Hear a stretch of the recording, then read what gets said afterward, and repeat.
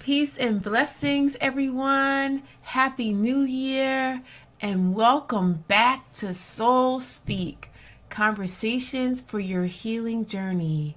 With me, your sister, your friend, Dr. Sabrina and Jai, and with all of you, pouring me with questions from your heart. And these questions are questions that I will attempt to answer from not just my heart, but also from my 30 plus years as a therapist, as a researcher, as a human, as a mother, as a friend, as a fellow traveler on this journey called life. And today's episode is going to be really, really short, but also really, really long.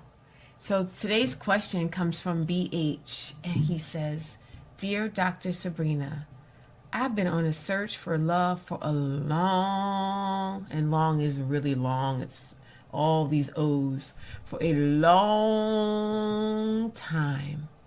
Can you give me some advice on my next steps?" Well, obviously, since I'm a therapist that focuses on challenges around love, and I believe that people come to psychotherapy because of a misunderstanding around love. Remember that. People come to psychotherapy because of a misunderstanding around love. And that misunderstanding could begin before we were born and when we were children.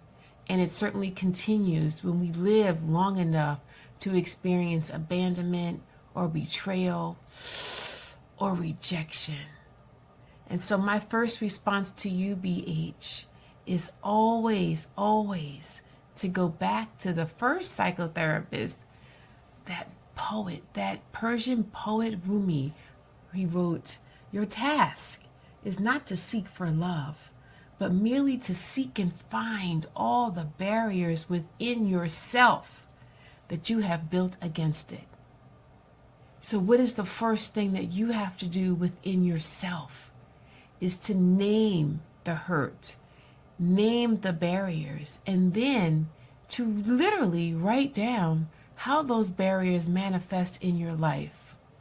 It might be as simple as sitting in your car and thinking to yourself, "I don't deserve this," or "What do I have to offer this person?" or I'm just not ready for love. I'm just going to stay in here by myself in this cave and wait for this special beloved to knock on my door." And my invitation to you is to be your first beloved, to fall completely in love with yourself, to look at these barriers, to name them, and then to make a decision to one by one remove them from your heart. I want to invite you to wake up in the morning and say, "Thank you, heart." Ask your heart, "What have I closed you off from?" And then ask your heart to guide you in opening it back up again. Now, this job is not simple, this job is not fast, and this job will definitely not be easy. Shedding old skin, old ways of being can be painful. But I assure you, BH, and those of you that are sharing BH's challenge, it is worth it. It is completely worth it. So please continue to check in with me.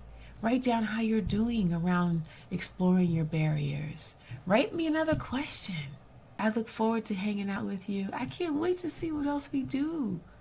I can't wait. Peace and blessings.